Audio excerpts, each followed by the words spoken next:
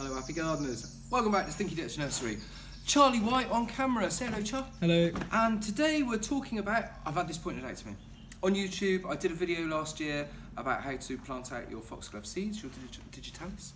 And I didn't do a follow-on video showing you what to do.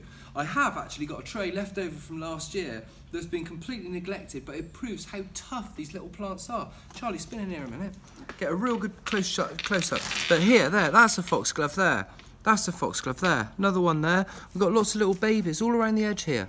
It's in amongst the weeds. Look at this. Even the moss has died back. The tray is so dry. You can see it's cracked and shrunk, but the foxgloves have survived.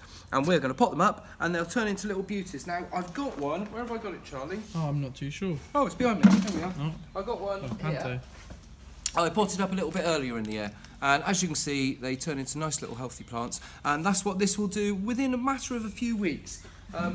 They're one of these plants that if you don't give them anything, they seem to just sort of sit in status and they don't grow, or they just sort of stay as they are. A few leaves will pop up, but the moment you pot them up and give them a bit of something to eat, they love it. Right, so what we're going to do is we're going to lift one of these. Charlie, if you can come in here.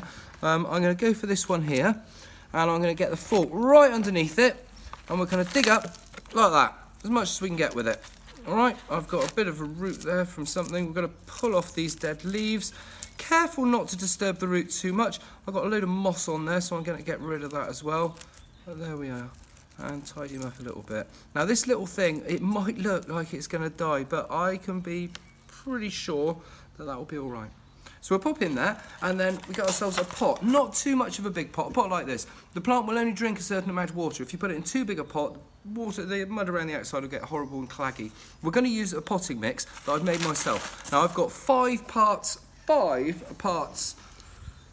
topsoil. It's what the ground's made out of. It's what stuff likes to grow in.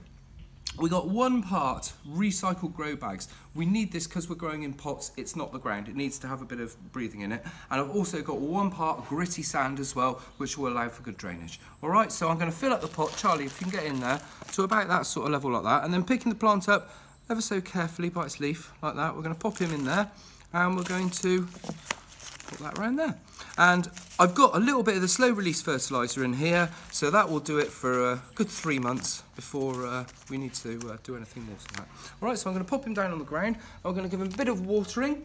Whenever you pot anything up, always give it a watering. I know I sometimes forget to do it in these videos, but always give it a bit of watering like that. Lovely job, and watch the water drain down through, and there we are. Now I'm going to leave that in the greenhouse because it's been in an unheated greenhouse over the winter, so I'm going to leave it in the greenhouse for a couple more weeks, and then we're going to slowly acclimatise it to outdoor conditions and put it outside, and it will grow on, and I'll show you how to pot them up or plant them out later in the year. This has been Robbie Phoenix down at Stinky Nursery, and we've put the sign down at the... Charlie, look at that, we're going all corporate now, aren't we? Thanks for watching.